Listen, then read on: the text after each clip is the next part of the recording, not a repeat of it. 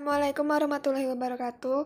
Kami dari kelompok 3 akan mempresentasikan hasil diskusi kami yang berjudul Sekuritas Dilusian dan Laba Persaham, yang beranggotakan Rizka Fadila, Indah Demara Syafitri, Farhan Latiful Huda, dan saya sendiri Salsabila. Sekuritas dilutif dan skema kompensasi. Yang pertama, sekuritas dilutif merupakan surat berharga yang dapat dikonversikan menjadi saham biasa, sehingga pada saat dikonversikan akan mempengaruhi jumlah saham yang beredar dan berdampak pada penurunan nilai laba per saham atau terdilusi. Yang kedua, ada skema kompensasi, merupakan program kompensasi yang diberikan perusahaan kepada pihak-pihak yang terkait, baik karyawan maupun non-karyawan. Skema kompensasi dapat diberikan dalam berbagai bentuk, baik itu berupa kas maupun non-kas. Pembagiannya yang pertama ada opsi saham. Opsi saham itu merupakan kontrak yang diterbitkan oleh investor untuk dijual kepada investor lainnya, di mana kontrak tersebut memberikan opsi atau hak bagi penerimanya untuk menjual atau membeli suatu saham perusahaan, atau biasa disebut dengan underlying stock, yang menjadi dasar perdagangan opsi dalam jumlah dan pada harga yang telah ditetapkan sebelumnya atau exercise price, serta berlaku dalam periode tertentu. Opsi memiliki dua jenis, yaitu opsi beli atau call option dan opsi jual atau put option. Yang kedua, ada waran saham. Waran saham merupakan opsi yang diberikan oleh perusahaan kepada pemilik waran untuk membeli saham dengan harga tertentu dalam waktu tertentu. Waran dikeluarkan oleh perusahaan penerbit saham, sedangkan opsi dikeluarkan oleh investor, dan waran merupakan jenis call option. Yang ketiga, ada utang konversi.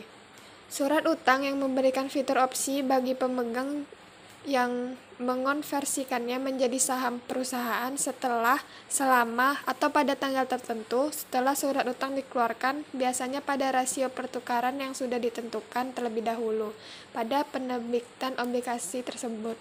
Ada dua alasan bagi perusahaan untuk mengeluarkan hutang. Yang pertama, meningkatkan permodalan perusahaan dengan kemungkinan mengeluarkan saham dalam jumlah yang kecil. Dan yang kedua, fitur konversi yang melekat pada obligasi dapat berfungsi sebagai pemanis yang berdampak pada tingginya permintaan atas obligasi tersebut dan turunnya biaya modal atau tingkat suku bunga yang lebih rendah dari pengeluaran obligasi tersebut. Misalnya, perusahaan membutuhkan pendanaan sebesar 100 miliar, maka perusahaan dapat menerbitkan obligasi konversi sebanyak 1 juta lembar pada nilai per 100.000, yaitu di mana tiap lembar obligasi dapat dikonversikan menjadi 10 lembar saham. Apabila pada saat itu harga saham adalah sebesar 5.000, maka jumlah lembar saham yang diterbitkan oleh perusahaan bila tidak menerbitkan obligasi konversi adalah sebesar 20 juta lembar saham. Sedangkan apabila menggunakan obligasi konversi, perusahaan cukup menerbitkan saham sebanyak 10 juta. Jenis utang konversi. Bentuk utang konversi yang paling umum dikeluarkan oleh perusahaan adalah obligasi konversi. Obligasi konversi mengombinasikan antara keuntungan obligasi dari segi pendapatan tetap dan fasilitas pilihan bagi pemegangnya untuk menukarkannya menjadi saham. Berikut ini merupakan beberapa bentuk dari utang konversi. Ada 3. Yang pertama, utang konversi dengan fitur konversi sebagian. Yang kedua, utang konversi dengan fitur konversi seluruhnya. Dan yang ketiga, utang konversi dengan fitur konversi wajib seluruhnya. Sekian presentasi dari saya dan akan dilanjutkan oleh teman saya. Assalamualaikum warahmatullahi wabarakatuh. Perkenalkan, nama saya Rizka Fadila. Baiklah, saya di sini akan melanjutkan presentasi dari teman saya, yaitu perlakuan akuntansi utang konversi. Utang konversi merupakan instrumen campuran atau hybrid yang memiliki komponen utang dan juga komponen ekuitas.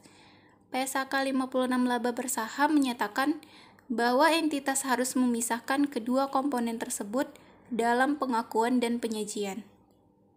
Selanjutnya, pembagian sekuritas dilutif dan skema kompensasi yang keempat, yaitu saham preferen konversi. Merupakan saham yang memiliki keutamaan dalam pendistribusian laba. Seringkali, saham preferen ini juga memiliki fitur konversi. Saham preferen konversi adalah sekuritas saham utama yang mana pemilik saham konveren dapat mengkonversi menjadi saham biasa dalam jumlah yang telah ditentukan sebelumnya. Berbeda dengan obligasi konversi yang mana utamanya merupakan sekuritas utang dan opsi konversinya merupakan sekuritas ekuitas. Dan yang terakhir, kompensasi saham. Kompensasi berbasis saham merupakan imbalan yang diberikan perusahaan kepada pemasok barang atau jasa yang dapat mencakup pihak karyawan dan non-karyawan, yang mana kompensasi berbentuk saham atau pengakuan kewajiban yang jumlahnya ditentukan berdasarkan pada harga saham atau instrumen ekuitas perusahaan. Seperti transaksi pembayaran berbasis saham yang diselesaikan dengan instrumen ekuitas, entitas harus mengukur barang atau jasa yang diterima, dan kenaikan ekuitas terkait secara langsung pada nilai wajar barang atau jasa yang diterima, kecuali jika nilai wajar tersebut tidak dapat diestimasi secara andal. Lalu, transaksi dengan karyawan dan pihak lain yang memberikan jasa serupa kepada karyawan, entitas harus mengukur nilai wajar yang diterima dengan mengacu pada nilai wajar instrumen ekuitas yang diberikan. Karena pada umumnya tidak mungkin untuk mengestimasi nilai wajar jasa yang diterima secara andal. Nilai wajar instrumen ekuitas tersebut harus diukur pada tanggal pemberian. Tanggal pemberian adalah pada saat kedua belah pihak menyetujui perjanjian pembayaran berbasis saham. Di bawah ini ada contoh kasusnya. PT KAI memberikan 100 opsi saham kepada setiap orang dari 500 karyawan PT KAI tersebut. Setiap pemberian tersebut mensyaratkan bahwa karyawan tetap bekerja pada PT KAI selama 3 tahun mendatang. PT KAI mengestimasi bahwa nilai wajar setiap opsi saham adalah 15 atas dasar probabilitas rata-rata tertimbang. PT KAI mengestimasi bahwa 20% karyawan akan berhenti dalam periode 3 tahun, dan karena itu melepaskan hak mereka atas opsi saham.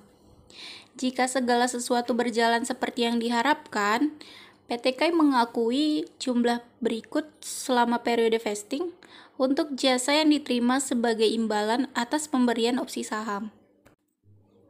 Lalu ada tabel perhitungan beban remunerasinya. Pada tahun pertama, ada 50.000 opsi saham yang didapat dari 500 karyawan dikali 100 opsi saham, lalu dikali 80%, dikali 15, dikali 1/3 tahun, didapat beban remunerasi selama periodenya sebesar 200.000. Lalu beban remunerasinya sebesar 200.000. Pada tahun kedua, 50.000 opsi saham dikali 80%, dikali 15, dikali 2/3 tahun, dikurang 200.000, didapat beban remunerasi selama periodenya sebesar 200.000, lalu beban remunerasinya sebesar 400.000. Pada tahun ketiga, 50.000 opsi saham dikali 80%, dikali 15, dikali 3/3 tahun, dikurang 400.000, didapat beban remunerasi selama periodenya sebesar 200.000, dan beban remunerasinya sebesar 600.000. Assalamualaikum warahmatullahi wabarakatuh. Saya Indah Demara Syafitri akan menjelaskan tentang laba per saham. Laba per saham adalah informasi mengenai berapa jumlah laba yang dapat diatribusikan kepada pemegang saham biasa per lembarnya. Laba per saham menunjukkan seberapa baik perusahaan dalam mengelola modalnya sehingga menghasilkan profitabilitas yang tinggi. Nilai laba per saham akan sangat tergantung pada jumlah laba dan jumlah lembar saham yang beredar. Selanjutnya, contoh dari laba per saham. Jika Oscar CO mempunyai laba bersih sebesar $300.000 dan rata-rata tertimbang saham biasa yang beredar selama tahun berjalan itu adalah 100.000 lembar, Jadi laba per sahamnya adalah $3 dikali $300.000 dibagi 100.000 lembar. Karena pentingnya informasi tentang laba per saham, sebagian besar suatu perusahaan itu diwajibkan melaporkan informasi seperti ini dalam laporan laba rugi. Pengecualiannya adalah perusahaan non-publik yang karena pertimbangan biaya manfaatnya tidak harus melaporkan informasi ini. Jadi laba bersih sebesar $300.000 dan laba per saham $3. Selanjutnya ada perhitungan laba per saham dasar untuk perusahaan dengan struktur modal sederhana. Laba per saham dasar dihitung dengan membagi laba atau rugi bersih yang tersedia bagi pemegang saham biasa atau laba bersih residual dengan jumlah rata-rata tertimbang saham biasa yang beredar dalam satu periode. Rumus laba per saham dasar adalah laba per saham dasar sama dengan laba bersih residual per jumlah rata-rata tertimbang saham biasa. Laba residual merupakan laba bersih dikurangi dengan dividen saham utama. Jumlah rata-rata tertimbang saham biasa yang beredar diperoleh dengan mengalihkan jumlah saham yang beredar selama jangka waktu tertentu dengan faktor pembobot waktu. Faktor pembobot waktu di sini adalah jumlah hari beredarnya sekelompok saham dibandingkan dengan jumlah hari dalam satu periode. Sekian dari saya, selanjutnya akan dilanjutkan oleh teman saya Farhan. Terima kasih. Assalamualaikum warahmatullahi wabarakatuh. Baiklah, saya akan melanjutkan presentasi. Sebagai ilustrasi, PT PCY menghasilkan laba tahun berjalan dari operasi yang dilanjutkan sebesar 580 juta. Dan terdapat keuntungan tahun berjalan dari operasi yang dihentikan sebesar 240 juta setelah dikurangi pajak. Selama periode berjalan, perusahaan mengumumkan dividen untuk pemegang saham preferen sebesar 1.000 per lembar untuk 100.000 lembar saham preferen yang beredar. Berikut informasi perubahan jumlah saham biasa yang beredar pada PT PCY tahun 2014. Tanggal 1 Januari, saldo awal berjumlah yaitu 180 juta. 1 Mei, menarik kembali 30.000 lembar saham biasa. Caranya yaitu saldo awal tadi yang berjumlah 180 juta dikurangi dengan 30.000, maka dapat hasilnya yaitu 150.000. Tanggal 1 Juli, penambahan 300.000 lembar saham biasa karena pemecahan saham. Hasil 150.000 tadi dijumlahkan dengan 300.000, maka dapat hasilnya yaitu 450.000. Tanggal 1 November, menerbitkan 50.000 lembar saham biasa untuk memperoleh kas. Hasil 450.000 tadi dijumlahkan dengan 50.000, maka dapat hasil saldo akhirnya berjumlah 500.000. Selanjutnya yaitu perhitungan LPS dilusian untuk perusahaan dengan struktur modal kompleks. Digunakan sebagai informasi laba yang akan diperoleh oleh pemegang saham per lembar saham yang dimilikinya. Apabila perusahaan memiliki sekuritas dilutif, maka berarti perusahaan tersebut memiliki struktur modal yang relatif kompleks, sehingga penyajian LPS dasar saja dapat memberikan informasi yang kurang akurat.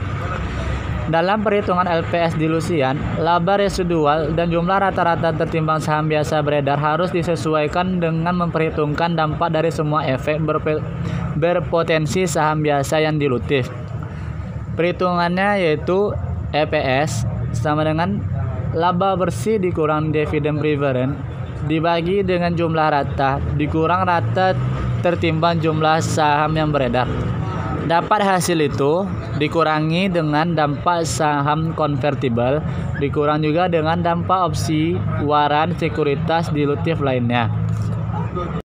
Selanjutnya yaitu penyajian dan pengungkapan. Apabila entitas memiliki kompensasi perbedaan saham, maka entitas mengungkapkan informasi yang memungkinkan penggunaan laporan keuangan untuk memahami. Yang pertama, sifat dari lingkup perjanjian pembayaran berbasis saham yang ada dalam suatu periode. Yang kedua, nilai wajar barang atau jasa yang diterima atau nilai wajar instrumen ekuitas yang diberikan dalam suatu periode yang telah ditentukan. Yang ketiga, dampak transaksi pembayaran berbasis saham terdapat laba atau rugi entitas dalam suatu periode dan posisi keuangannya. Selanjutnya yaitu analisis laporan keuangan. LPS merupakan rasio yang mencerminkan seberapa jumlah laba yang dapat diatribusikan kepada pemegang saham biasa per lembarnya. Dalam menganalisis LPS, pembaca laporan keuangan harus memperhatikan paling tidak dua hal, yaitu kualitas dari LPS dan tren dari LPS. Yang pertama, kualitas LPS. Pemilihan metode akuntansi yang agresif akan menurunkan kualitas LPS sehingga angka LPS tidak dapat mencerminkan kondisi ekonomi perusahaan dan menjadi misleading bagi investor. Yang kedua, tren LPS. Selain mengevaluasi kualitas dari LPS, investor juga perlu mempertimbangkan tren dari LPS dan membandingkannya dengan tren industri. Apabila perusahaan memiliki LPS yang bertumbuh dan trennya menunjukkan arah yang meningkat secara konsisten, maka perusahaan tersebut memiliki kinerja yang baik. Baiklah, sekian dari presentasi saya.